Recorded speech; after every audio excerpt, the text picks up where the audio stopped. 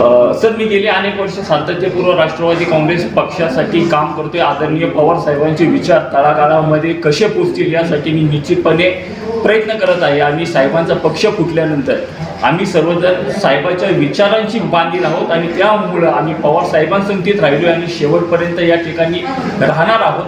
आणि पवार साहेबांच्या विचारावरती आम्ही या समाजाचं काहीतरी देणं लागतो या उदात्त भावनेने आम्ही समाजाची पूर्ण ताकदीने आणि पूर्ण विश्वासाने सेवा करणार आहे. आणि ही सेवा विधानसभेचा मी आमदार झाल्यानंतर ही सेवा चांगल्या पद्धतीने मला करता येईल त्यासाठी मी या ठिकाणी आमदार होणार आहे. पक्षाने नेमकं तुमचाच विचार का करावा, काय सांगाल त्याच्यावरची कारणं काय? सर, पक्षाने माझा विचार ह्यासाठी करावा की सगळ्यात महत्त्वाचं जे माझ्याकडे आहे ते म्हणजे पक्षनिष्ठ आहे. लक्षात घ्या, इमानदारी ही बाजारात भेटत नाही. इमानदारी ही रक्तात असावं लागतं. टॅलेंट तुम्हाला बाजारात भेटू शकतं, पण तुम्हाला इमानदारी बाजारात भेटू शकत नाही. निष्ठा तुम्हाला बाजारात भेटू शकत नाही. आम्ही सर्व पवार साहेबांच्या विचारांसंगती चालणारे कार्यकर्ते आहोत किंवा पवार साहेबांचे विचार आमच्या रक्तात भिनलेले आहे. आणि त्या दृष्टीने आज खऱ्या अर्थानं आम्हाला साहेबांसाठी आणि या महाराष्ट्रासाठी या ठिकाणी काम करायचं. खरं तर तुमच्या पक्षातून अनेक जण इच्छुक आहेत. सुलक्षणा शिलवंदर असतील, देवेंद्र तायडे, ज्या दोघांचं नाव पक्षातील वेगवेगळ्या गटांकडनं समोर आणण्याचं काम चाललंय, पण तुमच्या मागे कोण दिसत नाहीये. तुम्ही देखील मागणी केली. सर, आमच्या पक्षामध्ये कुठल्याही प्रकारचे गटतट नाहीये. हा एकदम निव्वळ आणि खोटा प्रचार आहे. आम्ही राष्ट्रवादी काँग्रेस पार्टी हे आमचं पूर्णपणे एक कुटुंब आहे. प्रत्येक कार्यकर्ता हा कुटुंबातला सदस्य आहे. त्या दृष्टीने आम्ही काम करत आहे.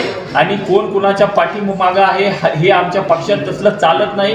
आमच्या पक्षात तिकीट हे मेरिटवरती भेटत असतं. ज्याचं चांगलं काम आहे त्याला निश्चितपणे न्याय भेटतो, त्याला निश्चितपणे तिकीट भेटतं. याचं जर तुम्हाला उदाहरण द्यायचं झालं तर निलेश लंकेसारखा अतिशय सामान्य घरातील माणूस पवार साहेबांचे विचार घेऊन जो समाजामध्ये गेला, त्या निलेश लंकेंनी खासदारकी त्यांना भेटली. त्यानंतर आमचे बगरे गुरुजी आहेत. म्हणजे कुणाला वाटलं नव्हतं की आमचे इतके खासदार निवडून येतात. फक्त आमच्याकडं विचारांची दौलत आहे, त्याच्यामुळं आज आमचा प्रवास चालू आहे. तुम्ही म्हणता की युवकांना रोजगार मिळवण्यासाठीच मला आमदार व्हायचे.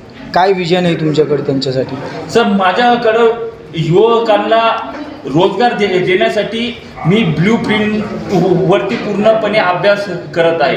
कारण माझ्या लक्षात आलेलं आहे की समाजामधलं सगळ्यात जे समाजामध्ये आपल्या वाईट घटना घडतात त्याचं सगळ्यात महत्त्वाचं जे बीज काय असेल तर ते बीज आहे बेरोजगारी.